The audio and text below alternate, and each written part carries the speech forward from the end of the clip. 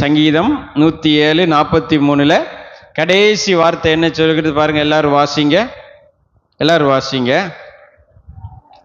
என்னது? எவன் ஞானம் உள்ளவனோ அவன் இவைகளை கவனிக்க கடவன், ஞானவான்கள் கர்த்தருடைய கிருபைகளை உணர்ந்து கொள்வார்கள். ஸோ இந்த உணர்வு என்பது தேவனே நமக்கு கொடுத்திருக்கிற ஒரு காரியம். தேவன் நமக்கு கொடுத்திருக்கிற ஆசீர்வாதத்தில் ஒன்றுதான் உணர்வு.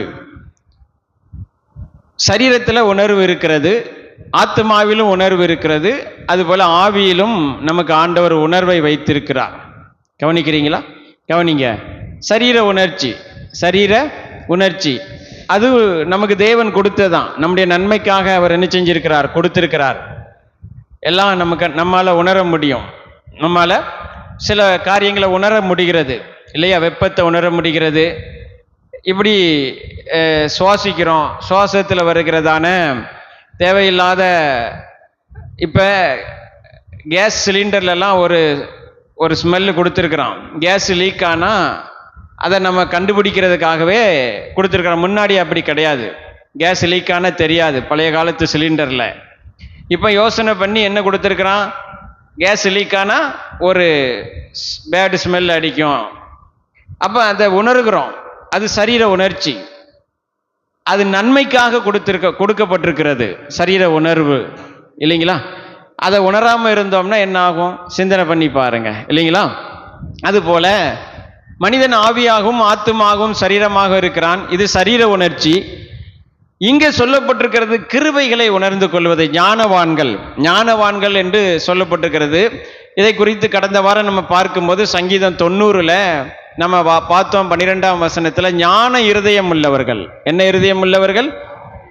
ஞான இருதயம் உள்ளவர்கள் அப்படின்னு சொல்லப்பட்டிருக்கிறது. இந்த உணர்வு இருதயத்தில் ஏற்படுகிற உணர்வு, அல்லது உள் உணர்வு, அல்லது உள்ளான மனிதனில் ஏற்படுகிற உணர்வு, அல்லது ஆவியில ஏற்படுகிற ஒரு உணர்வாக இந்த உணர்வு இருக்கிறது. இந்த உணர்வு என்ன செய்கிறதுனா கிருபையை, தேவனுடைய தயவை, தேவனுடைய அன்பை, ஆமென், ஆவிக்குரியவைகளை அறிந்து உணர்ந்து புரிந்து கொள்ளும்படியாக கொடுக்கப்பட்டிருக்கிறது. ஆமென். இது இருதயத்திலே ஆவியிலே ஏற்படுகிற ஒரு உணர்வு என்பதை நாம கடந்த வாரம் என்ன செய்தோம்? பார்த்தோம். அதை குறித்து சில காரியங்களை நாம் தியானித்தோம். இன்றைக்கு இந்த கிருபையை குறித்து இன்னும் நாம் ஆழமாக, ஆமென், அறிந்து புரிந்து அதை அண்டர்ஸ்டாண்ட் பண்ணும்போது, ஆமென், அதை நாம கற்றுக்கொள்ளும் போது, புரிந்து கொள்ளும் போது, என் வாழ்க்கையில் இவ்வளவு கிருபை இருக்கிறதா, ஆமென், இவ்வளவு காலம் இதை நான் வீணடிச்சிட்டேனா அப்படின்னு அதை புரிந்து கொள்ளும் போதுதான் ஒவ்வொருவரும் என்ன செய்வாங்க? வருத்தப்படுவாங்க. கவனிக்கிறீங்களா? நம்ம கூடவே கிருபை இருக்குது, நம்ம வாழ்க்கையில செயல்பட்டு கொண்டு இருக்கிறது. ஆமென் இல்லைங்களா? அப்போஸ்தலனாகிய பவுலை குறித்து பார்க்கும்போது, பவுல் ஊழியம் செய்வதற்கு எந்த விதத்திலும் தகுதி இல்லாதவன். உலகத்தின் பார்வையில, அவனுடைய பார்வையில, மாம்ச பார்வையில எந்த விதத்திலும் என்ன கிடையாது? தகுதி கிடையாது. அதை அவரே சொல்றாரு. கலாத்தியருக்கு எழுதும் போது என்ன சொல்றாரு? நான் அப்போஸ்தலனா இருக்க, ஊழியம் செய்ய எனக்கு எந்த விதத்துல என்ன இல்லை? தகுதி இல்லை. ஏன்னா நான் சபையை துன்பப்படுத்தினவன், பாழாக்கினவன், சபையை அடித்து நொறுக்கினவன், ஸ்தேவான் கொலை செய்யப்படுவதற்கு காரணமாக இருந்தவன், இப்படின்னு காரணத்தை அடிக்கிட்டே போறாரு. கவனிக்கிறீங்களா? ஆகவே இந்த பவுல் மாத்திரமல்ல, அவர் சரீரத்தை குறித்தும் சொல்றாங்க. அவர் சரீரத்துல நிறைய பலவீனம் இருந்துச்சு. அதையும் அவர் எழுதுறாரு. கலாத்தியருக்கு எழுதும் போது என்ன செய்யறாரு? நான் முதல் தரம் உங்களிடத்தில் வந்தபோது மிகுந்த பலவீனத்தோடு வந்தேன் அப்படிங்கிறாரு. அப்புறம் நிறைய பலவீனம் அவருக்கு இருந்ததா வேத ஆராய்ச்சியாளர்கள் சொல்றாங்க. அவருக்கு கண்ணு சரியா பார்க்க தெரியாது, நிறைய அவருக்கு காலில் குறை இருந்துச்சு, ரொம்ப குள்ளமான மனுஷனா இருந்தாரு, அவருடைய தோற்றம் ரொம்ப அழகானதாக இல்லை, இப்படி. அப்புறம் அவர் எழுதும்போது என்ன சொல்றாருன்னா, எனக்கு சாதுரிய ஞானம் உள்ளவனா பிரசங்கிக்க தெரியாது அப்படிங்கிறாரு. அவர் எழுதும்போது என்ன எழுதுறாரு?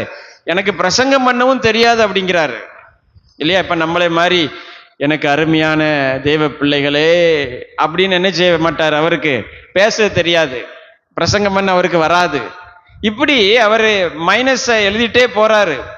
ஆனா கவனிங்க, அவர் எழுதும்போது ஒரு காரியத்தை அவர் எழுதுறாரு. கவனிங்க, அது இந்த வசனத்தை ஆண்டவர் ஞாபகப்படுத்துறாரு. பவுல் கொரிந்தியருக்கு எழுதும்போது 1வது நிருபத்தில் பதினைந்தாம் அதிகாரம் 1 கொரிந்தியர் 15ஆம் அதிகாரத்தில் 10ஆம் வசனத்தில் அதை பற்றி பேசுறாரு. 10ஆம் வசனத்தில் அதை சொல்றாரு பாருங்க. ஆகிலும் நான் இருக்கிறது தேவ கிருபையினாலே இருக்கிறேன். அவர் எனக்கு அருளிய கிருபையை விருதவா இருக்கவில்லை. அவர்கள் எல்லாரிலும் நான் அதிகமாய் பிரயாசப்பட்டேன். ஆகிலும் நான் அல்ல, என்னுடனே இருக்கிற தேவ கிருபையே அப்படி செய்தது. ஆமீன். உங்களுக்கு புரியுதா பவுல் என்ன சொல்றாருன்னு? புரியுதா? அவர் சொல்றாரு, நான் எனக்கு எந்த விதத்திலும் என்ன கிடையாது, தகுதி கிடையாது. தகுதி மட்டும் இல்லை, திறமையும் கிடையாது. திறமை மட்டும் இல்லை, நிறைய என்ன இருக்கிறது, ஊழியம் செய்வதற்கு லாய்க்கு இல்லாதவன், தகுதி இல்லாதவன் சொல்றதுக்கு நிறைய காரணம் இருக்குது. ஆனாலும் பவுல் சொல்றாரு, எல்லாரையும் விட நான் அதிகமாய் பிரயாசப்பட்டேன். ஆமீன். எல்லாரையும் விட நான் என்ன செய்தேன்? அதிகமாக பிரயாசப்பட்டேன், அதிகமாக ஊழியம் பண்ணினேன், அதிகமாக சுவிசேஷம் அறிவித்திருக்கிறேன், அதிக நாடுகளுக்கு போயிருக்கிறேன், அதிக சபைகளை ஸ்தாபித்திருக்கிறேன், அதிகமான வெளிப்பாடுகள் எனக்கு கிடைச்சிருக்கிறது. இதுக்கெல்லாம் காரணம் என்னன்னு அவர் எழுதுறாரு அப்படின்னா, நான் அல்ல, என்னுடன் இருக்கிற தேவ கிருபையே அப்படி செய்தது. ஆமீன். அப்ப கவனிங்க, இந்த தேவ கிருபையை நீங்க புரிஞ்சுக்கிட்டீங்கன்னா, இந்த தேவ கிருபையை நீங்க அறிஞ்சுக்கிட்டீங்கன்னா, நீங்க இப்ப இருக்கிறத விட இன்னும் அதிகமா உங்களால செயல்பட முடியுங்கிறத நீங்க உணர்றீங்களா? ஆமீன். உங்க தகுதிக்கு மீறி, அதை உங்க தகுதி என்றால் உலக தகுதி, உங்களுக்கு இருக்கிற கல்வி தகுதி, உங்களுக்கு இருக்கிற சரீர தகுதி, உங்களுக்கு இருக்கிற ஞானம், இதெல்லாம் என்ன கட்டுப்படுத்த முடியாது. என் கூட தேவ கிருபை இருந்ததானால் நான் இப்ப இருக்கிறத விட, நான் இப்போ செய்யறத விட ரொம்ப அதிகமா என்னால செய்ய முடியும் அப்படிங்கிறத நீங்க உணர்றீங்களா? இந்த வசனம் அதைத்தான் நமக்கு உணர்த்துது, சொல்லுது. என்ன சொல்லுதுன்னா, பவுல் ஒரு பலவீனமான மனுஷன், சரீர பலவீனம், அவனுடைய பழைய வாழ்க்கை அந்த அளவுக்கு சொல்லிக் கொள்ளுத மாதிரி ஒன்றும் கிடையாது. அவனுக்கு தோற்றமும் நல்லா இல்லை, அடுத்து பிரசங்கம் பண்ணவும் தெரியாது. என்ன தெரியாது? பேசவும் தெரியாது. அவர் எழுதும்போது அதை அவரே எழுதுறாரு, பைத்தியமாய் தோன்றுகிற பிரசங்கத்தினாலே விசுவாசிகளை ரட்சிக்க தேவனுக்கு பிரியமாயிடுச்சு அப்படின்னு எழுதுகிறார். 1 கொரிந்தியருக்கு எழுதும்போது முதல் அதிகாரத்தில் அதை எழுதுறாரு. அப்ப இந்த வசனம் நம்ம வாசிச்சோம் இல்லையா, 1 கொரிந்தியர் 15:10. அந்த வசனத்தை நம்ம தியானிக்கும் போது நீங்க எல்லாம் ஒரு காரியத்தை உணர்றீங்களா? நான் இப்ப இருக்கிறத விட நான் இன்னும் நல்லா இருக்க முடியும். அப்படி உணர்றீங்களா? எத்தனை பேர் உணர்றீங்க? நான் இப்ப இருக்கிறத விட இன்னும் அதிகமா சக்சஸா, வெற்றியா என்னால வாழ முடியும். கிருபை போதும். கிருபை எது? ஆமா, போதுமானதாக இருக்கிறது. அதிகமா என்னால முயற்சி செய்ய முடியும் அப்படின்னா, அந்த கிருபைய நான் உணர்ந்து கொள்ளணும் இல்லையா? அந்த கிருபையை நான் படிக்கணும் இல்லையா? அந்த கிருபை என் கூட இருக்கிறதுங்கிறத நான் எப்படி அறிந்து கொள்ளுவேன்? அந்த கிருபையை இன்னும் நான் எப்படி அறிந்து கொள்வது? அதை எப்படி நான் பயன்படுத்துவது? அப்படிங்கிறத பத்தி நீங்க சிந்திக்கிறீங்களா? எத்தனை பேர் அதை சிந்திக்கிறீங்க? ஆமீன் இல்லையா? இன்னும் நான் உங்களுக்கு புரியுற மாதிரி சொல்றேன். நீங்க இப்ப இருக்கிறத விட இன்னும் நல்ல உங்களுக்கு பணம், பொருளாதாரம், உங்களுக்கு இன்னும் செழிப்பாக நீங்க வாழ முடியும். ஆமீன். உங்களுக்கு புரியுதா? இன்னும் நீங்க வேலையில இப்ப இருக்கிறத விட நீங்க மேல மேல ப்ரொமோஷன் ஆகி உயர்ந்துகிட்டே போய், ஆமீன், உங்கள் வேலையில உயர்ந்த நிலைமைக்கு, ஆமீன், எது உச்சகட்ட பதவியோ அந்த பதவிக்கு உங்களால் வர முடியும். கிருபை இருந்தால் முடியும். ஆமீன்.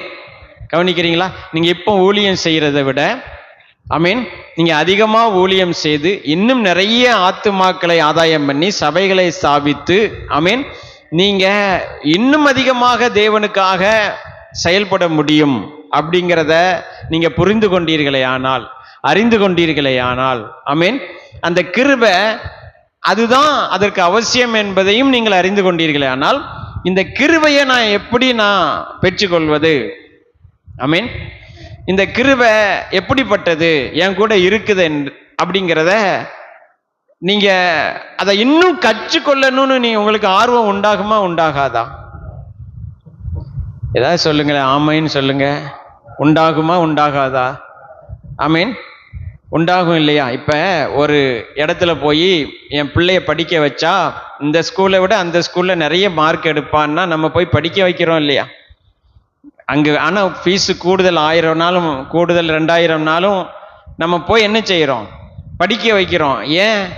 அது நல்ல காலேஜ், அது நல்ல ஸ்கூலு அப்படின்னு தெரிஞ்சிடுச்சுன்னா அங்கே போனால் இதை விட நல்லா என் பிள்ளை வருவா அப்படின்னு தெரிஞ்சால் நம்ம அந்த ஸ்கூல்லையோ காலேஜில் சேர்க்க பிரயாசப்படுறோம். அப்படி தானே இல்லையா? பல கம்பெனிகள் இருக்குது. சில கம்பெனியில் போனால் அந்த கம்பெனியில் எனக்கு நல்ல வாய்ப்பு உண்டு இல்லையா? எல்லாம் வேலை தான், ஆனால் கவர்மெண்ட் வேலைன்னா எனக்கு அதில் நல்லா இருக்கும் அப்படின்னு தெரிஞ்சு அதுக்கு முயற்சி பண்ணுறோமா இல்லையா? ஏன் இதெல்லாம் முயற்சி பண்ணுறோம்? இதெல்லாம் எனக்கு கிடைச்சிதுன்னா இப்போ இருக்கிறத விட நான் இன்னும் நல்லா இருப்பேன், என் எதிர்காலம் நல்லா இருக்கும். ஆமீன். பைபிள் சொல்லுது, உங்க கூட தேவ கிருபை இருக்குது. அந்த கிருபையை நீங்க பற்றி கொண்டீர்களே ஆனால், புரிந்து கொண்டீர்களே ஆனால், பயன்படுத்துவீர்களே ஆனால், நீங்க இப்ப இருக்கிறத விட இந்த வாழ்க்கையில இன்னும் நீங்க பெஸ்டா, ஆமீன், இன்னும் நீங்க உயர்வா நல்லா வாழ முடியும் என்று பைபிள் சொல்லுகிறது, வசனம் சொல்லுகிறது, தேவன் சொல்லுகிறார். ஆமீன்.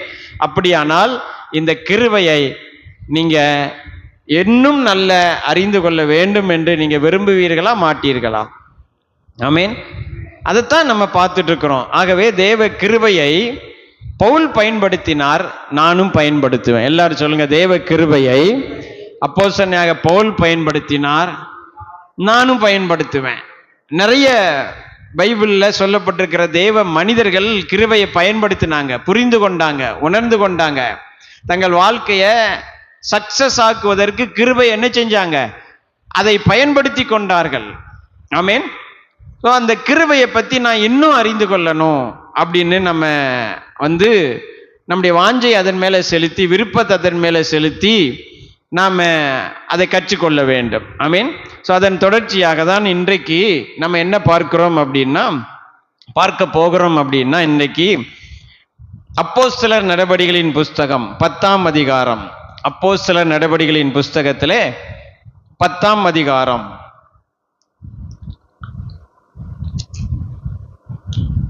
எல்லாம் எடுத்துக்கொள்ளுங்க. அப்போஸ்தலர் நடபடிகளின் புஸ்தகத்திலே 10ஆம் அதிகாரம், அதிலே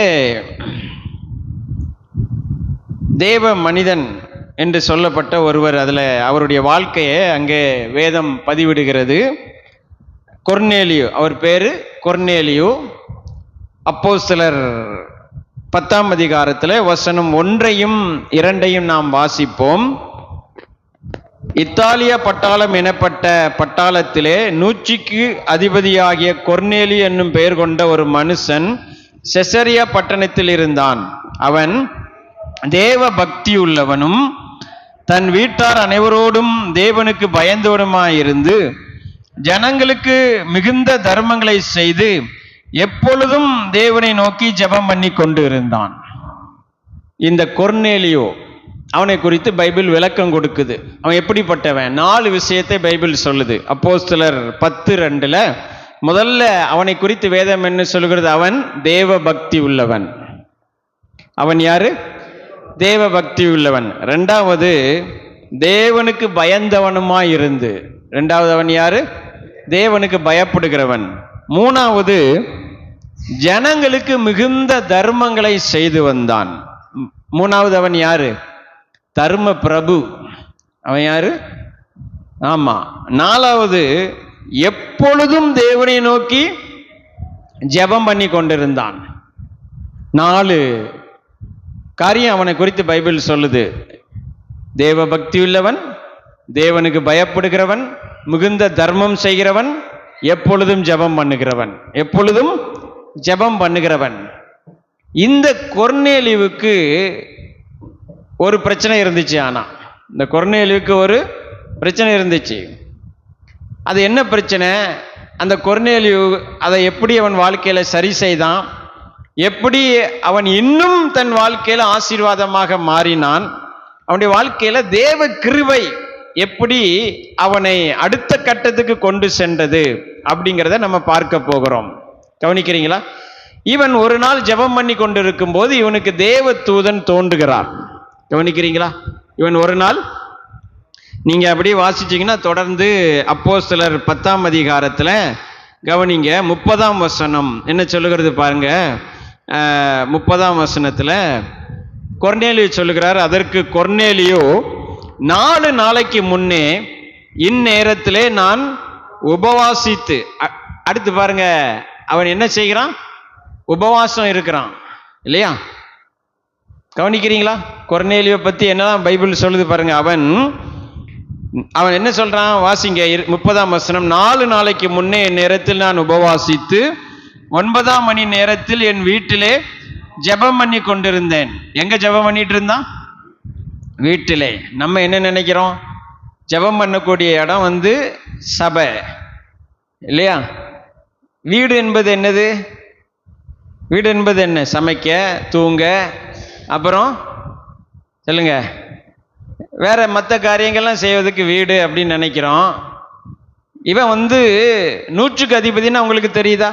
நூற்றுக்கு அதிபதினா இந்த காலத்தில் போலீஸ் இன்ஸ்பெக்டரை விட கூடுதல் போஸ்ட். ஏன்னா இவனுக்கு கீழே 100 காவலர்கள் உண்டு. எஸ்பி லெவலுக்கு. என்ன லெவல்? எஸ்பி கூட இல்லை, ஒரு டிஎஸ்பி லெவலுக்கு. என்ன அவனுக்கு கீழே எத்தனை பேர் உண்டு? 100 போலீஸ் உண்டு. நூற்றுக்கு அதிபதினா அதான் அர்த்தம். டிஎஸ்பி லெவல்ல இருக்கிற ஒரு மனுஷன். அப்போ அவன் சமுதாயத்தில் அவனுக்கு எல்லாம் அந்தஸ்து இருக்கும் பாருங்க, மரியாதை இருக்கும். அப்படிப்பட்டவனே என்ன செய்கிறான்? அவன் வீட்டில் என்ன பண்ணிட்டு இருக்கிறான்? ஜெபம் பண்றான். ஜெபம் பண்ணி கொண்டிருக்கும் போது என்ன நடக்குது பாருங்க. அப்பொழுது பிரகாசமுள்ள வஸ்திரம் தரித்த மனுஷன் ஒருவன் எனக்கு முன்பாக நின்று, கொர்நேலியுவே, உன் ஜெபம் கேட்கப்பட்டது. ஆமீன். முதல்ல என்ன சொல்றாரு? தேவதூதன் தோன்றி முதல்ல என்ன சொல்றாரு? கவனிங்க, என்ன சொல்றாரு? உன் ஜெபம். அப்ப என்ன ஜெபம் பண்ணாரு? அதான் விஷயம். கொர்நேலியு அந்நேரத்தில் ஏதோ ஜெபம் பண்ணிட்டு இருந்திருக்கிறார். அதானே? கவனிக்கிறீங்களா? எத்தனை பேர் கவனிக்கிறீங்க? ஆமீன். கொர்நேலியு அந்நேரத்தில் என்ன செஞ்சிருக்கிறார்? சாதாரண ஜெபம் இல்லை. என்ன ஜெபம்? நம்ம பாஷையில சொல்லணும்னா ஜெபம் சாதாரணமானது, உபவாச ஜெபம் கூடுதல் பவர் இல்லையா? உபவாச ஜெபத்துக்கு என்ன இருக்கு? அது அடுத்த கட்ட. அது சாதாரணமானவர்கள் செய்யறது ஜெபம். பயங்கர ஆவிக்குரியவர்கள் செய்வது என்னது? உபவாச ஜெபம் இல்லையா? அப்போ அதை செஞ்சிட்டு இருக்கிறாரு. அந்த உபவாச ஜெபம் பண்ணும்போது ஒரு தேவ தூதன் தோண்டி சொல்றாரு, உன் ஜெபம் கேட்கப்பட்டது அப்படிங்கிறார். உன் ஜெபம் என்ன செஞ்சிச்சு அப்படின்னா, என்ன ஜெபம் பண்ணார் அப்படின்னா, ஏதோ ஜெபம் பண்ணியிருக்கிறார். அந்த ஜெபத்துக்கு அந்த ஜெபம் கேட்கப்பட்டது. அந்த ஜெபம் என்ன செஞ்சிச்சு? கேட்கப்பட்டது. அடுத்து சொல்றாரு, உன் தான தர்மங்கள் தேவ சந்நிதியில் நினைத்தரப்பட்டது சொல்லிட்டு இந்த ஜெபத்துக்கு இப்ப பதில் சொல்றாரு. உன் ஜெபத்துக்கு இப்ப பதில் சொல்றேன், கவனி. நீ என்ன செய்ய அப்படின்னா, யோப்பா பட்டணத்துக்கு, அடுத்த வசனம், யோப்பா பட்டணத்துக்கு ஆள் அனுப்பி பேதுரு என்று மறுவேறு கொண்ட சீமோனை வரவழைப்பாயாக. அவன் கடலோரத்தில் தோல் பதனிடுகிறவனாகிய சீமோனுடைய வீட்டில் தங்கி இருக்கிறான். அவன் உன்னிடத்தில் பேசுவான் என்றான். ஆமீன். உன் ஜெபத்துக்கு அவன் பதில் தருவான். நீ ஏதோ கேட்கிறல்ல என்கிட்ட, நீ உபவாசம் பண்ணி என்கிட்ட என்ன செய்யற? ஜெபித்து கேட்கிற அந்த ஜெபத்துக்கு பதில் நான் கொடுக்கிறேன். அந்த பதில யார் ஒன்று சொல்லுவா? பேதுரு. யார் சொல்லுவா? பேதுரு உங்ககிட்ட பேசுவாருப்பா. உன் ஜெபத்துக்கு பதில் அதான் அப்படின்னு சொல்லி தேவனே என்ன செய்கிறாரு? தேவ தூதனை அனுப்பி அவங்கிட்ட சொல்றாரு. கவனிக்கிறீங்களா? அப்ப அவன் என்ன ஜெபம் பண்ணான் அப்படிங்கிறது எப்படி தெரியும் நமக்கு? பேதுரு என்ன பேச போறாங்கிறது தான் அவன் பண்ணின ஜெபத்துக்கு பதில். அதானே? பேதுரு என்ன பிரசங்கம் பண்ணுகிறான்? நிறைய பிரசங்கம் பண்ணுகிறாரு. அதுல ஒரு காரியத்தை அவர் சொல்றாரு. அப்போஸ்தலர் 10ஆம் அதிகாரம் 43ஆம் வசனத்தை வாசிங்க எல்லாரும். அவரை விசுவாசிக்கிறவன், அவரைனா இயேசு கிறிஸ்துவை விசுவாசிக்கிறவன் எவனோ அவன் அவருடைய நாமத்தினாலே பாவ மன்னிப்பை பெறுவான் என்று தீர்க்கதரிசிகள் எல்லாரும் அவரை குறித்தே சாட்சி கொடுக்கிறார்கள் என்றான். ஆமேன். அப்ப கொர்நேலியுவுக்கு தேவன் கொடுத்த பதில் என்னது? என்ன பதில் கொடுத்திருக்கிறாரு தேவன்?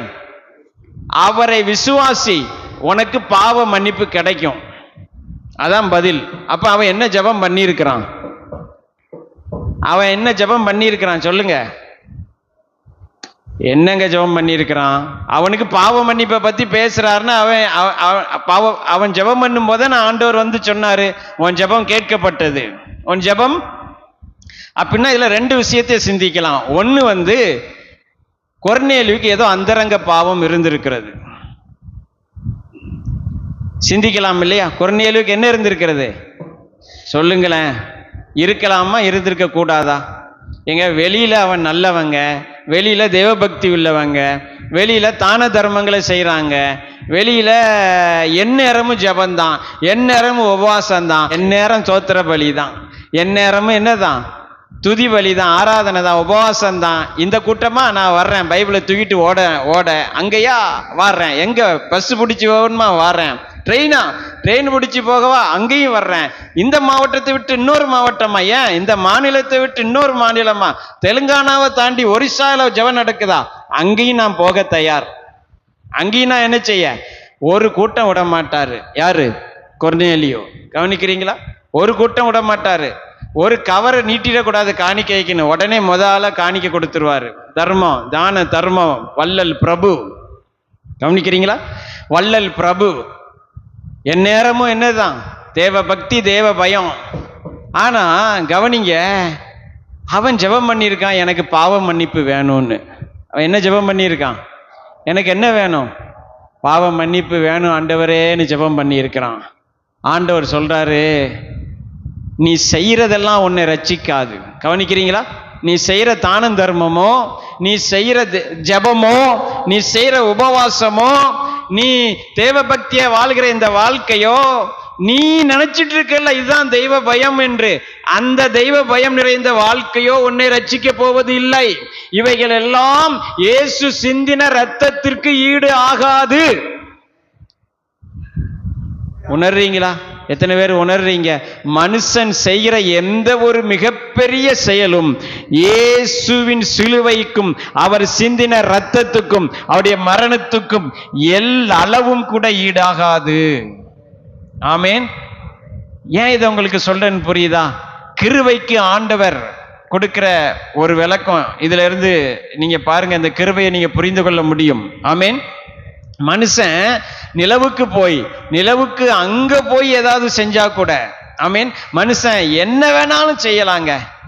இந்த உலகத்தையே வித்து அதை கொண்டு போய் அவர் பாதத்துல வச்சா கூட ரட்சிப்பவனுக்கு கிடைக்காது, மீட்பவனுக்கு கிடைக்காது, பாவ மன்னிப்பவனுக்கு கிடைக்காது. கவனிக்கிறீங்களா? பாவ மன்னிப்புக்கு மனுஷன் என்ன வேணாலும் செய்ய ஆயத்தமா இருக்கிறான். அப்படிங்கிறது தான் கொர்நேலியு வாழ்க்கையில நம்ம கற்றுக்கொள்கிற பாடம். பாவ மன்னிப்படைய, எதடைய? பாவ மன்னிப்படைய. அங்க போனேன், எங்க போனேன், புண்ணிய ஸ்தலங்களுக்கு போனேன், புண்ணிய நதியில நான் நீந்தினேன், நான் அவ்வளவு தான தர்மம் பண்ணினேன். இன்னைக்கு மனுஷங்க செய்யறாங்களா இல்லையாங்களே? சொல்லுங்களேன், சொல்லுங்க. எதற்காக போறாங்க? கர்மம் தீர, பாவம் தீர. மனசுல இருக்கிற எது போக? பாவம் போக. ஒரு பூசாரி ரட்சிக்கப்பட்ட சாட்சியே பாருங்க. அவர் சொன்னாரு, அவர் பேரு சாது செல்லப்பா, எங்க வீட்டுக்கு வந்திருக்கிறார். அவர் சொன்னாரு, கவனிங்க, அவர் பூசாரியா இருந்தாரு. பூசாரியா இருந்துட்டே நான் பண்ணின அட்டூழியம் மிகப்பெரிய அட்டூழியம்னாரு. கவனிக்கிறீங்களா? அவர் சொன்னார், நேர்ல சொன்ன சாட்சி இன்னும் யூடியூப்லாம் இருக்குது. திருச்செங்கோடுல ஒரு கோயில்ல பூசாரியா இருந்தாரு. கவனிங்க, பூசாரியா இருந்து அங்க வர்ற பெண்கள்கிட்ட எல்லாம் அட்டூழியம் பண்ணுவேன் அப்படின்னாரு. ஒரு சாட்சி இருக்குது, பயங்கர அட்டூழியம். ஆனா மனசுல என்ன இல்லை? சமாதானம் இல்லை. அவர்கிட்ட பல கேள்விகள் வருது. அவர் ஓதுற மந்திரம் அவருக்கு புரியுது. அந்த மந்திரத்திலே பல காரியம் சொல்லப்பட்டிருக்கு. கல்லும் மண்ணும் தெய்வம் இல்லைன்னு சொல்லப்பட்டிருக்கிறதும் புரியுது. இந்த கல்லா இருக்கிற சாமிக்கு முன்னாடியே நாம இந்த அட்டூழியம்லாம் பண்ணுதோமே, அது ஒன்றும் கவனிக்காதா கேட்காதாங்கிற ஃபீலிங் அவருக்கு வருது. இந்த பாவ உணர்வு போட்டு அவரை நெருக்க நெருக்க நெருக்க மனம் நொந்து வேதனையோடு அலைகிறார். அலையும் போது ஒரு நாள் ட்ரெயின்ல போகும்போது, கவனிங்க, அவருக்கு சத்தம் கேட்குது. வெளியே இருந்து ஏதோ ஒரு சத்தம், ஒரு கூட்டம், தெரு பிரச்சாரம் நடக்குது. அங்கிருந்து சத்தம் கேட்குது, தன் பாவங்களை மறைக்கிறவன் வாழ்வடைய மாட்டான், அவைகளை அறிக்கை செய்து விட்டு விடுகிறவனோ இரக்கம் பெறுவான் என்று சொன்ன உடனே ட்ரெயினை முன்னாடி ஓடி போய் அடுத்த ஸ்டேஷன்ல இறங்கி திரும்ப அந்த தண்டவாளத்திலே ஓடி வந்தாராம். தண்டவாளத்திலே ட்ரெயினுக்கு பின்னாடி ஓடி வந்து அந்த தெருக்கூட்டம் நடந்த இடத்துல போய் அதை குறித்து கேட்டு விசாரித்து தன் வாழ்க்கையை ஒப்பு கொடுத்தாராம். கவனிக்கிறீங்களா? அன்றைக்கு அவருடைய வாழ்க்கை மாறியது என்று சாட்சி சொல்லுகிறார். அன்றைக்கு அவருடைய பாரம் நீங்கியது என்று சாட்சி சொல்லுகிறார். அன்றைக்கு பாவம் மன்னிப்பை பெற்றுக்கொண்டேன் என்று சாட்சி சொல்லுகிறார். இவர் கிருபையை உணர்ந்தவர். ஆமேன் சொல்லுங்க. இவர் கிருபையை புரிந்து கொண்டவர். ஆமேன். அப்படிப்பட்ட ஒரு கிருபையை புரிந்து கொண்ட மனுஷன் தான் கொர்நேலியு. ஆமேன். அவன் வாழ்க்கையில மிகுந்த தான தர்மம், மிகுந்த தேவ பக்தி, மிகுந்த தெய்வ பயம், மிகுந்த என்னது எல்லாமே இருக்குது. அதை குறித்து பைபிள் சொல்லு. எல்லாமே மிகுதியா இருந்துச்சு. எல்லாமே மிகுதியா இருந்துச்சு. அவனுக்கு அந்தரங்க பாவம் இருந்ததுன்னு நான் சொல்ல வரல. இருந்திருக்கலாம் என்று நான் சொல்லுகிறேன். இருந்திருக்கலாம். ஏன்னா அவன் ஜெபத்துல என்ன கேட்டிருக்கிறான்? பாவ மன்னிப்பை கேட்டிருக்கிறான் இல்லையா? எதை கேட்டிருக்கிறான்? பாவ மன்னிப்பை கேட்டிருக்கிறான். கவனிக்கிறீங்களா? நீங்க சொல்லலாம், அடுத்த வசனம் நீங்க சொல்லலாம், 31ஆம் வசனத்துல அது மட்டுமா பாஸ்டர் தான தர்மங்கள் நினைவு கூறப்பட்டதுன்னு சொல்றாரு, அது என்னதுன்னு கேட்கலாம். அப்படிதானே இல்லையா? 31ஆம் வசனத்துல என்ன சொல்றாரு? கொர்நேலியே உன் ஜெபம் கேட்கப்பட்டது, அடுத்து உன் தான தர்மங்கள் தேவ சந்நிதியில் என்ன செய்யப்பட்டது? நினைத்தரப்பட்டதுங்கிறாரு. அப்ப அது என்னது? தான தர்மம் செஞ்சு ஆண்டவர் நினைச்சிருவாரா அப்படின்னு கூட நம்ம நினைக்கலாம் இல்லையா? இங்க சொல்லப்பட்டிருக்கிறது அந்த விதமான நினைவு கூறுதல் அல்ல. இது அந்த கொர்நேலியே உன் ஜெபம் கேட்கப்பட்டதற்கு தொடர்ச்சியா சொல்லப்படுறதா. அது உன் ஜெபம் கேட்கப்பட்டது. உன் ஜெபம் என்ன செஞ்சிச்சு? கேட்கப்பட்டது. நீ பாவ மன்னிப்புக்காக ஜெபிக்கிற, பாவ மன்னிப்பு வேணுங்கிறதுக்காக நீ தான தர்மம்லாம் செய்யற, அதையும் நான் நினைக்கிறேன், அதையும் நான் என்ன செய்யறேன்? நினைக்கிறேன். ஆனா இது அல்ல வழி. இது அல்ல வழி. வழி ஒன்றே, அது இயேசு. ஆமீன் சொல்லுங்க. எந்த மனிதனும் ரட்சிக்கப்படுவதற்கு எதுதான் வழி? யாருதான் வழி? இயேசுதான் வழி. இதை குறித்து தொடர்ந்து பேதுரு 2 இடங்கள்ல பேசுகிறார். அப்போஸ்தலர் 11ஆம் அதிகாரம் அடுத்த அதிகாரத்துல பேசுறார் பாருங்க. அடுத்த அதிகாரத்துல அவர் என்ன பேசுறாரு அப்படின்னு சொன்னா, 11ஆம் அதிகாரத்துல இதை குறித்து இன்னொருத்தங்கிட்ட பேசும்போது கவனிங்க, 13ஆம் வசனத்தை வாசிங்க. அவர் என்ன சொல்றாரு? அவனோ தன் வீட்டில் ஒரு தேவதூதன் நிற்கிறதை கண்டதாகவும், யோப்பா பட்டணத்தில் இருக்கிற பேதுரு என்ற மறுபேர் கொண்ட சீமோனை அழைக்கும்படிக்கு மனுஷரை அவ்விடத்திற்கு அனுப்பு, நீயும் உன் வீட்டாரும் அனைவரும் ரட்சிக்கப்படுவதற்கு ஏதுவான வார்த்தைகளை அவன் உனக்கு சொல்லுவான் என்று அந்த தூதன் தனக்கு சொன்னதாகவும் எங்களுக்கு அறிவித்தான். ஆமேன் சொல்லுங்க. ஆமேன். இப்ப என்ன சொல்றாரு? ரட்சிக்கப்படணும் ஆண்டவரேன்னு ஜெபம் பண்ணி இருக்கிறான். கொர்நேலியு என்ன ஜெபம் பண்ணி இருக்கிறாரு? ரட்சிக்கப்படணும். ஆமேன். அப்படின்னு அவன் ஜெபம் பண்ணானோ இல்லையோ, அந்த ஜெபம் அவன் பண்ணியிருக்க மாட்டான். அவன் என்ன ஜெபம் பண்ணாங்கிறத உங்களுக்கு நான் சொல்றேன். அவன் ஜெபம் பண்ணதெல்லாம் அவனுடைய அந்தரங்க பாவங்கள். அவனுக்குள்ள ஒரு நிம்மதி இல்லாம இருக்கு பாருங்க. நான் சொன்னேன் இல்லையா, அவர் பூசாரி தாங்க. பூசாரின்னா தெரியுது, ஐயரு. உலகத்துல அவரை யாராவது குறைவா மதிச்சிருப்பாங்களா? போற இடத்துல எல்லாம் சாமி சாமின்னு இருப்பாங்க, அப்படிதானே? அவர் தீபாதாரனை காட்டுனா அப்படியே பக்தி பரவசமா என்ன செஞ்சிருப்பாங்க? சாமி நம்ம ஆட்கள்லாம் சிவப்பு சேலை கட்டி ஆடி இருப்பாங்களா? மாட்டாங்களா? ஆடி இருப்பாங்க இல்லையா? அவர் பூ கொடுத்து அதை கொண்டு பத்திரமா வச்சு, ஆமீன், அவருக்கு மதிப்பு மரியாதை இருந்திருக்கும். ஆனா உள்ளத்தில் அவர் யாரு? அந்தரங்க வாழ்க்கையில் அவர் யாரு? பாவிங்க. அது மாதிரி ஒரு பாவி தான் கொர்நேலியு.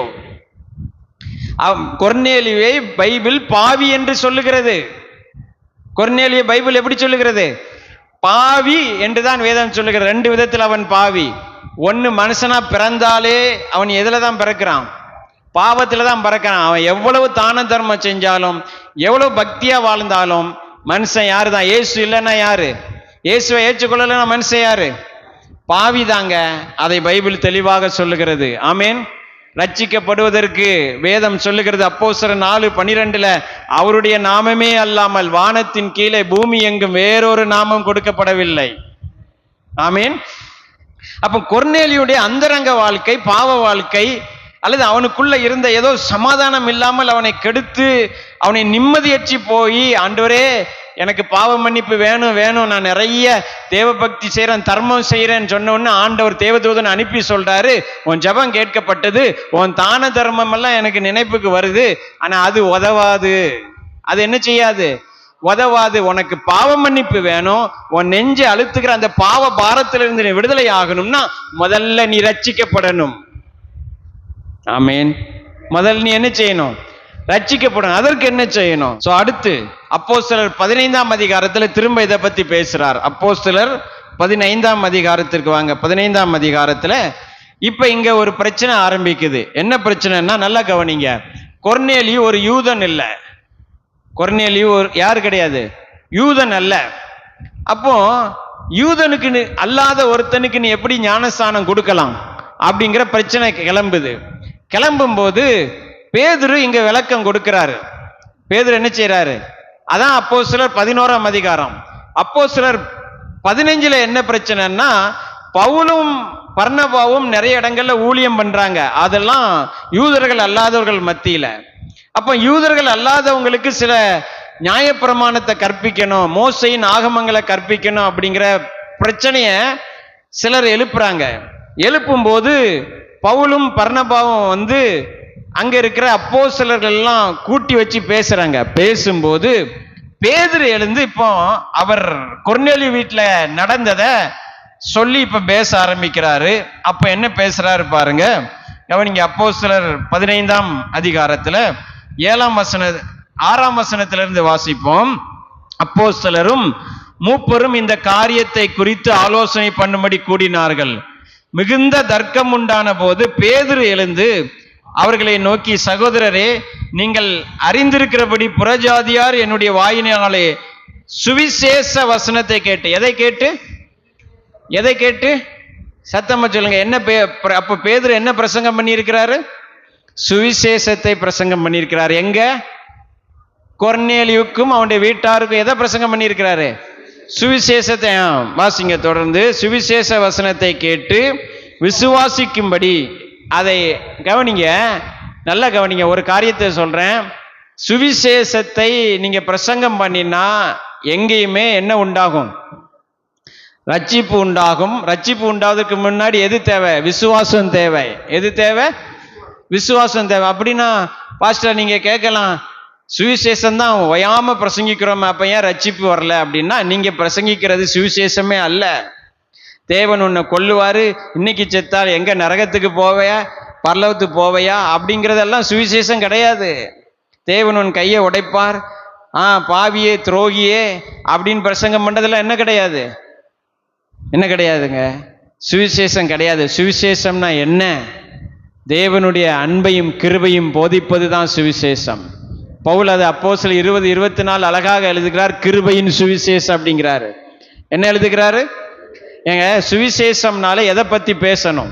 அதான் இன்னைக்கு நான் பேசிட்டு இருக்கிறேன். சுவிசேஷம்னா எதை பத்தி பேசணும்? கிருபையை பேசாவிட்டால் அது சுவிசேஷம் அல்ல. ஆமென். அப்போஸ்தலர் 20:24 வாசிங்க, அது தெளிவாக சொல்லுகிறது. அப்போஸ்தலர் 20:24 தெளிவாக சொல்லுகிறது. கவனிங்க. ஆகிலும் அவைகளில் ஒன்றை குறித்து கவலைப்படேன், என் பிராணனை நான் அருமையாக எண்ணேன், என் ஓட்டத்தை சந்தோஷத்தோடு முடிக்கவும் தேவனுடைய கிருபையின் சுவிசேஷத்தை பிரசங்கம் பண்ணும்படிக்கும் நான் கர்த்தராகிய இயேசுவினிடத்தில் பெற்ற ஊழியத்தை நிறைவேற்றவுமே விரும்புகிறேன். ஆமேன். உங்களுக்கு புரியுதா பவுல் என்ன சொல்றாருன்னு? புரியுதா? நான் எந்த பிரசங்கம் பண்ண விரும்புகிறேன்? கிருபையின் சுவிசேஷம். சுவிசேஷத்தை நீங்க பேசுனீங்கன்னா கிருபையை பத்தி பேச வேண்டும். ஆமீன் சொல்லுங்க. எதை பத்தி பேச வேண்டும்? கிருபை பேசப்படாவிட்டால் எது கிடையாது? சுவிசேஷமே இல்லை. அது தப்பான சுவிசேஷம். கவனிக்கிறீங்களா? அப்போஸ்தலர் 15க்கு வாங்க, திரும்ப வாங்க. பேதுரு கிருபையை பேசினாரா அப்படின்னா, கொர்நேலியு வீட்டில் பேதுரு கிருபையை பேசி இருக்கிறார். வாசிப்போம். அப்போஸ்தலர் 15ஆம் அதிகாரத்தில் கவனிங்க. அப்போஸ்தலர் 15ஆம் அதிகாரத்தில் கவனிங்க. 7ஆம் வசனம் தானே வாசித்தோம். இப்ப 8ஆம் வசனத்தை வாசிங்க. எல்லாரும் வாசிங்க, எல்லாரும் சேர்ந்து வாசிங்க. இருதயங்களை, ஆமா, யாருடைய இருதயத்தை? யாருடைய இருதயத்தை? கொர்நேலியுடைய இருதயத்தைங்க. நீங்க கொர்நேலியுடைய தான தர்மத்தை பாக்குறீங்க, கொர்நேலியுடைய உபவாசத்தை பாக்குறீங்க, கொர்நேலி பைபிளை தூக்கிட்டு அங்கேயும் இங்கேயும் ஓடுறத நீங்க என்ன செய்றீங்க? பாக்குறீங்க. இதெல்லாம் பாக்கிங்க. தேவன் எதை பார்க்கிறாரு சொல்லுங்க? மனிதன் முகத்தை பார்க்கிறான். இருதயம் அந்த கோலம் அடைஞ்சு கிடக்கு, இருதயம் பாவத்தால நிறைஞ்சிருக்கு. அந்தரங்க வாழ்க்கை யாருக்கு மோசமா இருக்கு? எந்த மனுஷனுக்குமே அப்படிதாங்க இருக்கும். இயேசு இல்லாம எவன் நல்லவனா வாழ முடியும்? சவால் விட்டு சொல்லுகிறேன், இயேசு இல்லைன்னா இந்த உலகத்துல எந்த மனுஷனாலும் உண்மையிலே நல்லவனா வாழ முடியாது. உலகத்துக்கு வேணா நல்லவனா வாழ முடியும். கவனிக்கிறீங்களாங்க?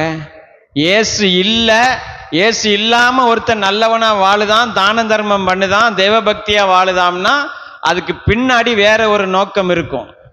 பேருக்காக அவன் செய்யலாம், புகழுக்காக செய்யலாம். இயேசுவை ஏற்றுக்கொண்டு செய்யறாங்க பாருங்க, அவங்க தான் உண்மையை அறிந்து மக்களை நேசித்து செய்ய முடியுங்க. இல்லைன்னா அவன் பெரிய வள்ளல் பிரபுவா கொடை வள்ளலாக இருக்கலாம், நிறைய ஸ்கூல் கட்டியிருக்கலாம், நிறைய காலேஜ் கட்டியிருக்கலாம், ஏழைகளுக்கு உதவி பண்ணியிருக்கலாம். ஆனா பின்னாடி இருக்க நோக்கம் வேறையா இருக்கும். கவனிக்கிறீங்களா? அவன் பாவிதான். அவன் யாருதான்? பாவிதாங்க. ரெண்டு விதத்துல அவன் பாவிதான். ஒண்ணு, நல்ல கவனிங்க, இயேசு இல்லைன்னா பைபிள் ஒரு மனிதன் அவன் எவ்வளவு நல்லவனா இருந்தாலும், நல்லவன் என்று உலகத்துக்கு தெரிந்தாலும், இயேசுவை அவன் ஏற்றுக்கொள்ளலைன்னா பிறவியிலே அவன் யாருதான்? பாவியா பிறக்கிறதுனால அவன் பாவியா தான் வாழ்றான். அந்த அவன் செய்யற தான தர்மமும் அவன் செய்யற நல்ல காரியங்களும் அவனை ரட்சிக்காது. அவன் செய்யற நல்ல காரியங்களும் அவனை என்ன செய்யாது. அதனால தாங்க சொல்றேன், இயேசுவின் ரத்தமும், இயேசு சிந்தின ரத்தம், இயேசுவின் பாடு மரணத்துக்கு எந்த அளவுக்கும் நாம செய்கிற ஜெபமோ உபவாசமோ தான தர்மமோ எதுவும் அளவு 0.0001% கூட அது ஈடாகாது. அதெல்லாம் குப்பை. பைபிள் சொல்றது, உங்களுடைய நீதி எப்படி இருக்கிறது? அழுக்கும் கந்தையும் தூசியும் குப்பையுமா இருக்குது. அந்த குப்பையும் தூசியும் கொண்டு வந்து சபைக்கு முன்னாடி போட்டுக்கிட்டு அதை பிரசங்கம் பண்ணிக்கிட்டு இந்த குப்பைய போய் நீங்க சொன்னா எவன் ரட்சிக்கப்படுவான்? இந்த அசுத்தத்தை கொண்டு போய் பிரசங்கம் பண்ணிட்டு இருந்தா எவன் ரட்சிக்கப்படுவான்? நாம பிரசங்கம் பண்ண வேண்டியது இயேசு கிறிஸ்துனுடைய மாறாத கிருபைய. ஆமேன் சொல்லுங்க. இயேசு கிறிஸ்துனுடைய மாறாத அன்ப, அதைத்தான் பைபிள் சொல்லுது விலையேற பெற்றது. ஆமேன்னு சொல்லுங்க. அதை தான் பைபிள் சொல்லுது ஒப்பிட முடியாதது. அதை தான் பைபிள் சொல்லுது அளவிட முடியாதது. அதைத்தான் பைபிள் சொல்லுகிறது முடிவே இல்லாதது. ஆமேன்னு சொல்லுங்க. அவருடைய இரக்கத்துக்கும் கிருபைக்கும் அன்புக்கும் அளவில்லை, முடிவில்லை. ஆமேன். இணை இல்லை, ஈடு இல்லை. ஆமேன். இந்த இயேசுவின் அன்புக்கு, ஆமேன், கிருபைக்கு என்ன ஒப்பு கொடுக்கிறேன். எல்லாரும் சொல்லுங்க, கையை வருத்தி, ஆண்டவரே இந்த கிருபையை நான் என்ன அறிந்து கொள்ளணும்பா. ஆமேன் சொல்லுங்க. ஆமேன். அப்ப மனுஷன் எந்த முயற்சி பண்ணாலும் அவனால அடையவே முடியாத ஒன்றுதான் பாவ மன்னிப்பு, ரட்சிப்பு. ஆனா அத ஒரே செகண்ட்ல, ஒரே நிமிஷத்துல ஒரு ஆண்டவரால தர முடியும்னா, அப்ப அந்த கிருபையை நீங்க உணர்ந்து கொள்றீங்களா? இலவசமா தர்றாருனா. ஆமேன். உங்களுக்கு புரியல இல்ல? நான் இப்படி சொல்றேனே, நீங்க காலையில இருந்து சாயங்காலம் வரை கல் சுமந்து மண்ணு சுமந்து ஏதோ ஒரு வேலை பார்த்து ரொம்ப கஷ்டப்பட்டு இல்லையா, வெயில்ல இருந்து வேர்வை சிந்தி ஒரு 1000 ரூபா சம்பளம் வாங்குறீங்க. ஆனா ஒருத்தர் வந்து உங்ககிட்ட சொல்றாரு, ஒண்ணுமே செய்யாத, நீ வா, உனக்கு 1000 ரூபா தர்றாருன்னா, அந்த 1000 ரூபாயுடைய மதிப்பு அந்த கஷ்டப்படுறான் பாருங்க, அவனுக்கு தான் தெரியுங்க. உங்களுக்கு புரியுதா? எங்க காலையில இருந்து 50 சட்டி கல் சுமக்கணும். இந்த படியெல்லாம் ஏறி நான் பார்க்கல, எங்க வேலைக்கு வர்றாங்க, சர்ச்சு வேலைக்கு வர்றாங்கல்ல, இந்த படி ஏறி மேலே 2வது மாடிக்கு செங்கலை கொண்டு போகணும், சாந்தை கொண்டு போகணும், வெயில்ல இருக்கணும், வேர்வை சிந்தணும், அவன் ஏச்சு இவன் ஏச்ச கேட்கணும், கொத்தனார் ஏச்ச கேட்கணும், சூப்பர்வைசர் ஏச்ச, இதெல்லாம் கேட்டு முடிச்ச பிறகு சாயங்காலம் அவனுக்கு எவ்வளோ கிடைக்கி? 1000 ரூபா கிடைக்கி. அதே ஆளை கூப்பிட்டு ஒரு நாள் காலையில சொல்ற, நீ எதுவுமே செய்ய வேண்டாம்ப்பா, என்னை நம்பு, என்ன செய்ய நம்பு, விசுவாசிக்கிறேன்னு சொல்லு போதும், வேற ஒன்றும் செய்ய வேண்டாம், நீ என்ன செய்யறேன்னு சொன்னா போதும், நம்புறேன்னு சொன்னா போதும், உனக்கு அந்த 1000 ரூபா தர்றேன்னு சொன்னா எப்படி இருக்கும்? அந்த 1000 ரூபாயுடைய மதிப்பு யாருக்கு தான் தெரியும்? அந்த நாள் முழுவதும் படியேறி செங்க சுமந்து கல்லு சுமந்து வெயில்ல கஷ்டப்பட்டான் பாருங்க, அவனுக்குத்தான் தெரியும் இது எவ்வளவு பெரிய கிருபை.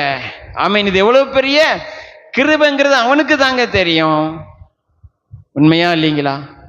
சொல்லுங்களேன், ஆமேன்னு சொல்லுங்களேன். அது மாதிரி தாங்க ரட்சிப்பு என்பதும் மனுஷன் படாத பாடுபட்டு தர்மம் செய்து தான தர்மம் செய்து பக்தியா வாழ்ந்து அதை செய்து இதை செய்து கடலை தாண்டி ஊரை தாண்டி கோயில் குளங்களுக்கு போய் நல்லதை செஞ்சு அதை செஞ்சு இதை செஞ்சு என்னெல்லாமோ செஞ்சு உபவாசம் பண்ணி வாழ்க்கையில எத்தனையோ காரியங்களை செய்தும் கிடைக்காத ரட்சிப்பை ஆண்டவர் எப்படி வச்சிருக்கிறாரு பாத்தீங்களா? விசுவாசத்தின் மூலமாய் வைத்திருக்கிறார். ஆமீன் சொல்லுங்க. அது இலவசம் என்று வேதம் சொன்னாலும் அதற்கு சிந்தப்பட்டது, ஒரு விலைக்கிரயமாக கொடுக்கப்பட்டது இயேசுவின் ரத்தம், இயேசுவின் மரணம், இயேசுவின் பாடுகள் அதற்கு விலைக்கிரயமாக கொடுக்கப்பட்டது. அதனால தான் இயேசுவின் ரத்தத்துக்கு இணையாக நீங்க எதையாவது கொண்டு வந்துடாதீங்க. ஆமேன். அதனால இயேசுவின் ரத்தத்துக்கு இணையாக உங்களுடைய தூசியும் அழுக்கும் கந்தையுமான ஜெபத்தை கொண்டு வந்துடாதீங்க. ஆமேன். ரட்சிக்கப்படுவோம், பட்டுக்கிட்டே இருப்போம், இன்னும் படுவோம், நாளைக்கு ரட்சிப்பு முழுமையாகும். அது எப்படிங்க உங்களால சொல்ல முடியுது? இந்த இயேசுவின் ரத்தத்துக்கு இணையாக உங்களுடைய ஜெபத்தையும் உங்களுடைய பரிசுத்த வாழ்வையும் எப்படி உங்களால கொண்டு வர முடியுது? அது பிசாசின் போதனையா இருக்கிறது. அது சாத்தான் உங்களை ஏவி போதிக்க வைக்கிறாங்க. கவனிக்கிறீங்களா? இயேசு விலையேற பெற்ற ரத்தத்தை சிந்தி உங்களை செய்ய முடியாத ஒன்றை நீங்க முழங்கால நின்று செஞ்சிருவீங்களா? உபவாசம் இருந்துச்சு பரிசுத்தமா வாழ்ந்து செஞ்சிருவீங்களா? முடியாதுங்க. அதெல்லாம் முடியவே முடியாது. கவனிக்கிறீங்களா? ரட்சிப்பு என்பது செத்து செத்து பிழைக்கிறது இல்லைங்க. பைபிள் ஒரே தரம் மரிப்பதும் பின்பு நியாய தீர்ப்பு அடைவதும். ஆமீன். மரித்தவன் பாவத்துக்கு நீங்களாக்கி விடுதலையாக்கப்பட்டிருக்கிறான் என்றும் வேதம் சொல்லுகிறது. கவனிக்கிறீங்களா? நிரந்தர ரட்சிப்பு. எல்லாரும் சொல்லுங்க, நிரந்தர ரட்சிப்பு, நிரந்தர மீட்பு. இயேசுவின் ரத்தம் செய்யாதத இந்த உலகத்துல வேற ஏதோ ஒன்று செய்ய போதுன்னு சொன்னா அவன் அந்தி கிறிஸ்துவும் பிசாசின் தூதனுமா இருக்கிறான். நல்லா கவனிங்க. நம்ம கவனிக்க வேண்டிய அவசியம் இல்லை. நம்ம இயேசுவின் பிள்ளைகள். எல்லாரும் கையை உயர்த்தி சொல்லுங்க, இயேசுவே சொல்லுங்க, உங்களுடைய விலையேற பெற்ற ரத்தத்துக்காக நன்றின்னு சொல்லுங்க. எனக்காக மரித்தீரே நன்றின்னு சொல்லுங்க. எனக்காக உயிர்த்தீரே நன்றின்னு சொல்லுங்க. ஆமீன். இதெல்லாம் பேதுரு பேசுறாரு. அப்போஸ்தலர் 10ஆம் அதிகாரத்துல இருக்கு. இதெல்லாம் பேசுறாரு. நசரேயனாகிய இயேசு நன்மை செய்கிறவராக சுற்றி திரிந்தார். அவரை சிலுவையில் அறைஞ்சாங்க. அவர் உயிர் தெழுந்தார். அவரே நியாயாதிபதி. அவரை விசுவாசிக்கிறவன் பாவ மன்னிப்பு பெறுவான்னு இதெல்லாம் யார் பேசுறா? பேதுரு பேசுறார். இப்ப கவனிங்க, அவர் வேற என்னெல்லாம் பேசினார் அப்படின்னா, கவனிங்க. அப்போஸ்தலர் 15:8 தானே வாசிச்சுட்டு இருந்தோம். வாசிங்க எல்லாரும். இருதயங்களை அறிந்திருக்கிற தேவன் நமக்கு பரிசுத்த ஆவியை தந்தருளது போல அவர்களுக்கும் தந்தருளி அவர்களை குறித்து சாட்சி கொடுத்தார். அடுத்த வசனம் வாசிங்க. விசுவாசத்தினாலே அவர் இருதயங்களை அவர் எதனால சுத்தமாக்கப்படுகிறோம்? நாம் எதனால் நம்முடைய இருதயம் சுத்தமாக்கப்படுகிறது? நம்முடைய தான தர்மங்களினால் அல்ல, நம்முடைய ஜபங்களினால் அல்ல, நம்முடைய தேவ பக்தியான வாழ்க்கையினால அல்ல. கவனிக்கிறீங்களா? எத்தனை பேர் கவனிக்கிறீங்க? அதை பரிசுத்தம்னு யாராவது சொன்னா அதை நம்பாதீங்க. அதெல்லாம் செய்ய வேண்டியதான், அதெல்லாம் தப்பு, அதெல்லாம் தேவையில்லை என்று நான் இங்க பிரசங்கம் பண்ணி கொண்டு இருக்கவில்லை. அது உங்களை பரிசுத்தம் ஆக்காது. அதை பரிசுத்த வாழ்வு என்று யாராவது சொன்னா நம்பாதீங்க. அது பரிசுத்த வாழ்வு கிடையாது. அதிகமா ஜெபம் பண்றதுனால பரிசுத்த வாழ்வு, அதிகமா தான தர்மம் செய்யறதுனால பரிசுத்த வாழ்வு, அதிகமாக தேவ பக்தி தேவனுக்கு பயந்து நடந்தா பரிசுத்த வாழ்வுன்னு யாராவது சொன்னா அதை நம்பாதீங்க. அது பரிசுத்தம் கிடையாது. கவனிக்கிறீங்களா? அது என்னது அப்படின்னு சொன்னா பரிசுத்தம் ஆக்கப்பட்டதினால் வருகிறதான விளைவு. ஆமேன்னு சொல்லுங்க. அப்ப கொர்நேலியு ரட்சிக்கப்படுறதுக்கு முன்னாடியே இதெல்லாம் செஞ்சானேன்னு கேட்டீங்கன்னா, அவன் பாவியா இருந்து செஞ்சான், பாவத்தை மறைக்கிறதுக்கு செஞ்சான். பாவ மன்னிப்பு இதன் மூலமா கிடைச்சிராதா, இதன் மூலமா எனக்கு ரட்சிப்பு உண்டாகிறதான்னு தவறான நோக்கத்தோடு செஞ்சாங்க. ஆனா ரட்சிக்கப்பட்டவர்கள் செய்யும் போது தேவனை மகிமைப்படுத்தும்படியாய் செய்வார்கள். ஆமேன்னு சொல்லுங்க. ஆமேன். அப்ப இந்த வசனம் என்ன சொல்லுகிறது? வாசிங்க. அப்போஸ்தலர் 15:9. விசுவாசத்தினாலே அவர்கள் இருதயங்களை அவர். ஆமேன். எல்லாரும் சொல்லுங்க, விசுவாசத்தினாலே என் இருதயத்தை சுத்தமாக்கினீரே, உமக்கு நன்றி, நான் பரிசுத்தவான். எல்லாரும் சொல்லுங்க, நம்பிக்கையோடு சொல்லுங்க, நான் பரிசுத்தவான். யாருக்காவது சந்தேகம் இருக்கா? யாருக்காவது இருக்காங்க? ஏதாவது சந்தேகம் இருக்கா? நான் அசுத்தவான் அப்படின்னு எதுவும் நினைக்கிறீங்களா? உங்களை குறித்து நான் பாவின்னு நினைக்கிறீங்களா? யாரும் நினைக்கிறீங்களா? அப்படிலாம் நினைக்காதீங்க. எவரோ பிரசங்கம் பண்ணுறதை கேட்டு அப்படிலாம் நினைக்காதீங்க. நீங்கள் ஜெபிக்கலைன்னா பாவி, இப்படிலாம் சொல்கிறாங்கங்க. ஜெபிக்கலைன்னா பாவி, நீங்கள் காணிக்க கொடுக்கலன்னா பாவி, அதெல்லாம் எங்கெங்கே இருக்குது? ஆமீன். கவனிக்கிறீங்களா? பரிசுத்தம் எதனால் வருகிறது? வாசிங்க 9ஆம் வசனம். விசுவாசத்தினாலே அவர்கள் இருதயங்களை அவர் சுத்தமாக்கி நமக்கும் அவர்களுக்கும் யாதொரு வித்தியாசமும் இராதபடி செய்தார். இப்படி இருக்க நம்முடைய பிதாக்களாலும் நம்மாலும் சுமக்கக்கூடாத இருந்த நுகத்தடியை, என்ன சொல்றாருன்னு உங்களுக்கு புரியுதா? நம்மாலும், இப்படி இருக்க நம்முடைய பிதாக்களாலும் நம்மாலும் சுமக்க கூடாது இருந்த நுகத்தடி. ஆமீன்.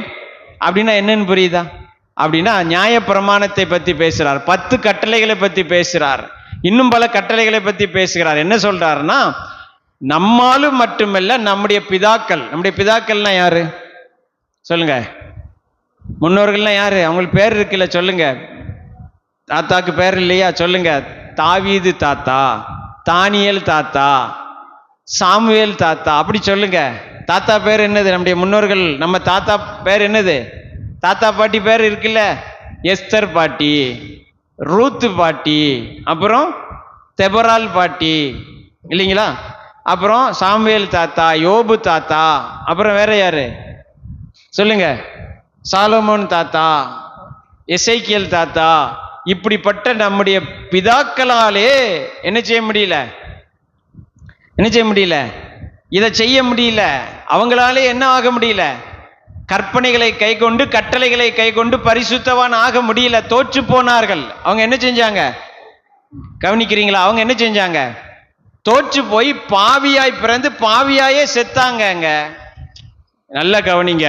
தாவீது பிறக்கும் போது பாவியா பிறந்தேன்னு பாடுறாரா? என் தாய் என்னை பாவத்தில் கற்பம் தரித்தார்னு சொல்றாரா? அவர் சாகும்போது பாவியா தான் செத்தாரு. சாமுவேல் பாவத்துல தான் பிறந்தாரு, சாகும்போது யாரா தான் சாவுறாரு? பாவியா தான் சாவுறாரு. தானியேல் யாரா தான் பிறக்கிறாரு பிறக்கும் போது? சொல்லுங்க, ஏதாவது சந்தேகம் இருக்கு அவங்களுக்கு? இதுல தாவீதே சொல்றாரா இல்லையா? நான் பிறக்கும் போது எப்படிதான் பிறந்தேங்கிறாரு, பாவியா பிறந்தங்கிறாரு, பாவியாவே வாழ்கிறேங்கிறாரு. சாகும்போது பாவியா தான் சாகுறாரு. சாமுவேலும் எப்படிதான் பிறக்கிறாரு? பாவியா பிறக்கிறாரு, பாவியா தான் சாகுறாரு. ஆனா நீங்களும் நானும் தான் பாவியா பிறந்தோம், பரிசுத்தவான்களாய் மாற்றப்பட்டிருக்கிறோம். நம்ம வாழ்க்கையும் பரிசுத்தவான்களாகவே முடியும். ஏன்னா நம்ம இயேசுவை ஏற்றுக்கொண்டோம். தாவீதும் சாமுவேலும் நோவாவும் யாரை ஏற்றுக்கொள்ளல? அவங்க வாழும்போது, சாகும்போது இயேசுவை ஏற்றுக்கொள்ளல. அப்படின்னு அவங்க எங்க இருப்பாங்க அப்படிங்கிற ஒரு கேள்வி அடுத்து வருது இல்ல? கவனிங்க. பைபிள் எல்லாத்துக்கும் பதில் சொல்லுகிறது. பைபிள் எல்லாத்துக்கும் என்ன சொல்லுகிறது? பைபிள்ல பதில் இருக்கு. ஏங்க, ஆண்டவர் இயேசு கிறிஸ்து என்ன சொல்றாரு? என்னை அல்லாமல் ஒருவனும் பிதாவின் இடத்தில் வாரான்னா அதுல தாவீது அடங்குவாரா மாட்டாரா? சொல்லுங்க. அதுல ஆபிரகாம் அடங்குவாரா மாட்டாரா? ஆமீன். அப்ப தாவீதுக்கும் ஆபிரகாமுக்கும் சாமுவேலுக்கும் எல்லாருக்குமே ஒரு நாள் என்ன அறிவிக்கப்படும்? சுவிசேஷம் அறிவிக்கப்படும். இயேசுவை அறிவிப்பார்கள். அவர்கள் இயேசுவை ஏற்றுக்கொண்டால் எங்க வருவாங்க? சொல்லுங்க, எங்க வருவாங்க? பிதாவிடத்துக்கு வருவாங்க. ஆனா அவங்க இயேசுவை ஏற்றுக்கொண்டுருவாங்க. ஏன்னா அவங்களுக்கு அதெல்லாம் தெரியும். அவங்க அதுக்காக தான் காத்திருந்தாங்க. இயேசு வரணும்னு தான் யார் காத்திருந்தா? ஆபிரகாம் எல்லாம் காத்திருந்தார்னு பைபிள் சொல்லுது. கவனிக்கிறீங்களா? 10ஆம் வசனம் வாசிப்பா. அப்போஸ்தலர் 15:10 என்ன சொல்லுது? இப்படி இருக்க நம்முடைய பிதாக்களாலும் நம்மாலும் சுமக்க கூடாது இருந்த நுகத்தடியை சீசர் கழுத்தின் மேல் சுமத்துவதனால் நீங்கள் தேவனை சோதிப்பானேன் அப்படின்ட்டு அடுத்த வசனம் சொல்றாரு. 11ஆம் வசனம் வாசிங்க. கர்த்தராகிய இயேசு கிறிஸ்துவின் கிருபையினாலே, எல்லாரும் சொல்லுங்க, கர்த்தராகிய இயேசு கிறிஸ்துவின் கிருபையினாலே. எல்லாரும் மீண்டும் சொல்லுங்க, கர்த்தராகிய இயேசு கிறிஸ்துவின் கிருபையினாலே அவர்கள் ரட்சிக்கப்படுகிறது எப்படியோ அப்படியே நாமும் ரட்சிக்கப்படுவோம் என்று நம்பி இருக்கிறோமே என்றான். கைகளை உயர்த்தி சொல்லுங்க, ஹல்லேலூயா, ஆமென். அப்போஸ்தலர் 15:11 பேதுரு கொர்நேலி வீட்டுல என்ன பிரசங்கம் பண்ணினான், எதனால ரட்சிப்பு வந்துச்சு அப்படிங்கிற விவரத்தை சொல்லி முடிக்கிறார். அதை முடிக்கும் போது அவர் சொல்றாரு, கர்த்தராகிய இயேசு கிறிஸ்துவின் கிருபையினாலே. அவர்கள்னா யாரு? கொர்நேலியும் அவன் வீட்டார் அனைவரும். ஆமீன். அவர்கள்னா யாரு? புறஜாதிகள். ஆமீன். குறிப்பாக இங்க யாரை குறிக்கிறது? கொர்நேலியும் அவன் வீட்டார் அனைவரும். ஆமீன். கொர்நேலியும் அவனுடைய வீட்டார் அனைவரும் ரட்சிக்கப்பட்டதற்கு காரணம் என்ன? கர்த்தராகிய இயேசு கிறிஸ்துவின் கிருபையினாலே. ஆமீன் சொல்லுங்க. எல்லாரும் சொல்லுங்க, ஆண்டவரே உம்முடைய கிருபைக்காக நன்றின்னு சொல்லுங்க. எல்லாரும் சொல்லுங்க, உம்முடைய கிருபைக்காக ஸ்தோத்திரம் ஸ்தோத்திரம் ஸ்தோத்திரம், நன்றி. ஆமீன். அப்போ உங்களுக்கு கிருபையை புரிந்து கொண்டீங்களா? கிருபையை புரிந்து கொண்டீங்களா? கிருபையை அறிந்து கொண்டீங்களா? ஆமீன். கொர்நேலுடைய வாழ்க்கையில தேவன் இடைப்படுகிறார், கிருபையை கொடுக்கிறார். அந்த கிருபையை அவன் பற்றி கொண்டான், உடனே விசுவாசித்தான்.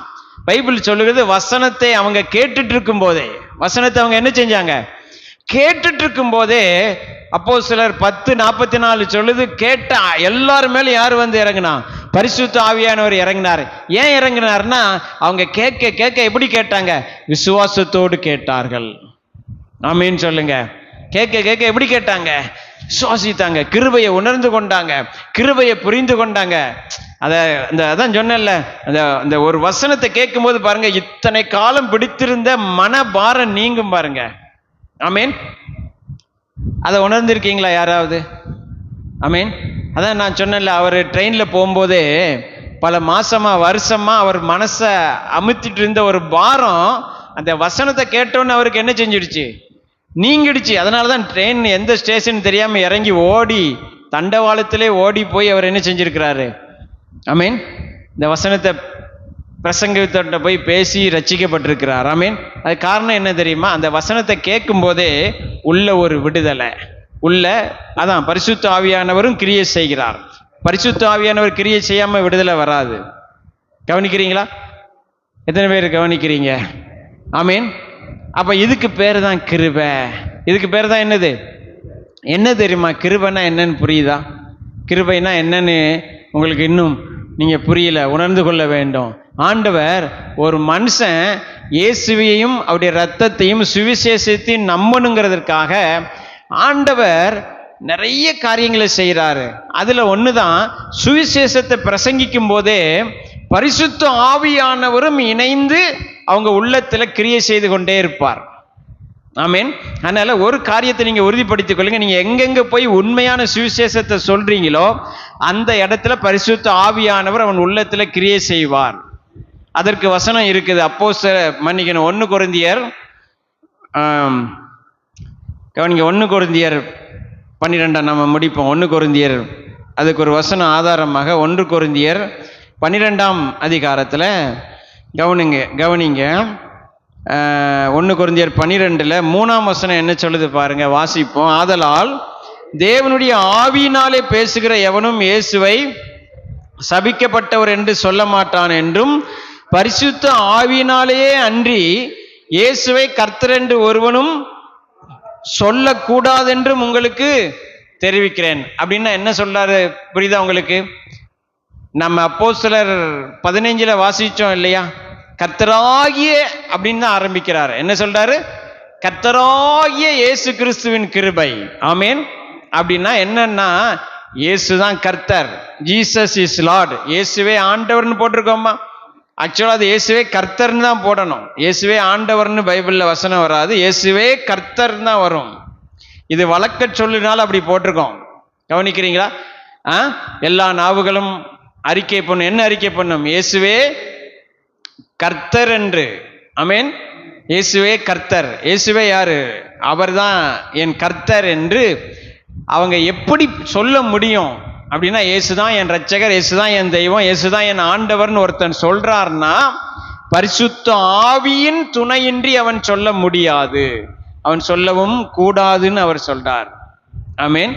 அப்படின்னா உங்களுக்கு புரியுதா? உங்களை இயேசுவை நம்ப வைக்க, இயேசுவை ஏற்றுக்கொள்ள வைக்க யார் உதவி செய்யறா? பரிசுத்த ஆவியானவர் உதவி செய்யறாருங்க. ஆமீன். உங்களை மட்டும் இல்லை, ஒரு மனுஷனை ரட்சிக்கப்படுவதற்காக, அவன் கிருபையை புரிந்து கொள்வதற்காக பரலோகமே வேலை செய்கிறது. ஆமீன்.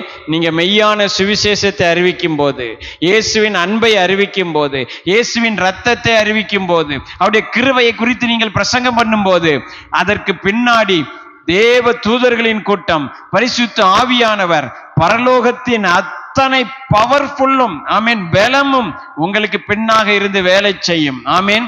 அதனால தான் வேதம் சொல்லுகிறது சுவிசேஷம் தேவ பலனாக இருக்கிறது. ஆமேன் சொல்லுங்க. சுவிசேஷம் எப்படி இருக்கிறது? தேவ பலனாக இருக்கிறது. ஆமேன். கவனிக்கிறீங்களா? அப்ப இந்த கிருபையை நீங்க புரிந்து கொள்ள வேண்டும். ஆமேன் சொல்லுங்க. இந்த கிருபையை நீங்க என்ன செய்ய வேண்டும்? புரிந்து உணர்ந்து கொண்ட கொர்நேலியு ரட்சிக்கப்பட்டான், பாவ மன்னிப்பை பெற்றுக்கொண்டான், அவன் வாழ்க்கை மாற்றப்பட்டது. அவன் வாழ்க்கை என்ன செய்யப்பட்டது? வாழ்க்கை மாற்றப்பட்டது. நான் நினைக்கிறேன் அவன் முன் செய்ததை விட இப்ப என்ன செஞ்சிருப்பான்? அதிகமா செய்யறானோ இல்லையோ, இப்ப அவன் எப்படி செஞ்சிருப்பான் அப்படின்னு சொன்னா, உண்மையிலே தானம் தர்மம் செஞ்சிருப்பான். ஜெபம்லாம் முன்னாடி பயந்து பயந்து செஞ்சிருப்பான் இல்லையா? ஆண்டவரே என்னை ரட்சியும், ஆண்டவரே நான் இவ்வளவு தான தர்மம் பண்ணிட்டேன், இதை நினைச்சுக்கோங்கப்பா, இதை நினைச்சுக்கோங்கப்பான்னு செஞ்சிருப்பான். இப்போ அவன் ஜெபம் மாற்றப்பட்டிருக்கும். இப்போ அவன் ஜெபம் சந்தோஷமா இருக்கும். தான தர்மம் பண்ணும் போதெல்லாம் ஆண்டவரே என் கணக்குல வைங்கப்பா அப்படின்னு சொல்லி சொல்லி கொடுத்துருப்பான். இப்போ அப்படி கிடையாது. ஆமேன். இப்போ இயேசுவே உமக்கு நன்றி அப்பா, தான தர்மம் பண்ண வச்சது உம்முடைய இரக்கம், அதுக்காக ஸ்தோத்திரம் ஸ்தோத்திரம் ஸ்தோத்திரம் அப்படி என்ன செஞ்சிருப்பான். வாழ்க்கை எப்படி மாறி இருக்கும்? கட்டிலிருந்து ஆமீன் விடுதலை, ஆமீன் பயத்திலிருந்து விடுதலை, பயத்தோடு பண்ணிய ஜெபம், பயத்தோடு பண்ணிய தான தர்மம், பயத்தோடு வந்த சபைக்கு வர்றதெல்லாம் மாறி சந்தோஷமாய் கர்த்தரை ஆராதிக்க, ஆமீன் சொல்லுங்க, சந்தோஷமாய் ஜெபிக்க, சந்தோஷமா காணிக்க, சந்தோஷமா எல்லாம் எதை கொடுத்தாலும் தசம பாகமா காணிக்க எதை கொடுத்தாலும் முன்னாடி பயந்து பயந்து கொடுத்திருப்பீங்க. நீங்க கிருபையை புரிந்து கொண்டீர்களே ஆனால் ஆமீன், உங்க ஆவிக்குரிய வாழ்க்கை, உலக வாழ்க்கை எல்லாம் மாற ஆரம்பிக்கும். ஆமீன். ஆகவே தான் வேதம் சொல்லுகிறது, கிருபையை உணர்ந்து கொள்ளுகிறவர்கள் பாக்கியவான்கள். ஸோ இந்த வாரமும் இந்த செய்தி உங்களுக்கு இன்ட்ரடக்ஷன் தான். கிருபையை உணர்ந்து கொள்ளுகிறவர்கள் பாக்கியவான்கள் சொல்லப்பட்டிருக்க அந்த செய்திக்கு நம்ம இன்றைக்கு என்னதான் கொடுத்திருக்கிறோம்? ஒரு முன்னுரையை தான் கொடுத்திருக்கிறோம் கிருபையை பற்றி. ஆமீன். இதை நம்ம இன்னும் புரிந்து கொள்ளணும், உணர்ந்து கொள்ளணும், கிருபையை இன்னும் அறிந்து கொள்ளணும். ஆமீன் என்று நீங்க ஆமீன் தேவனிடத்துல ஜெபம் பண்ணுங்க. கர்த்தர் இன்னும் நம்மோடு கூட பேசுவார். நம்ம எல்லாரும் எழுந்திருப்போம்.